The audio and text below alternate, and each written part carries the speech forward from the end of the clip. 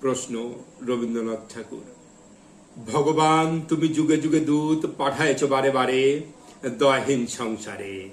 তারা বলে গেল ক্ষমা করো সবে, বলে গেল ভালোবাসো, অন্তর হতে বিদ্বেষ বিষ্ণাস।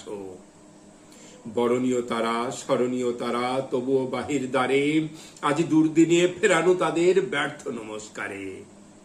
আমি যে দেখেছি গোপন হিংসা কপট রাত্রি ছায়ে হেনেছে নিশ্চয়। আমি যে দেখেছি প্রতিকারহীন শক্তের অপরাধে বিচারের বাণী নীরবে নিভৃতে কাঁদে। আমি যে দেখিনু তরুণ বালক উন্মাদ হয়ে ছুটে কি যন্ত্রণায় মরেছে পাথরে নিষ্ফল মাথা কুটে। কণ্ঠ আমার রুদ্ধ আজিকে বাসে সঙ্গীত হারা অমাবস্যার কারা। লুপ্ত করেছে আমার ভুবন দুঃস্বপ্নের তলে, তাই তো তোমায় শুধাই অশ্রু জলে।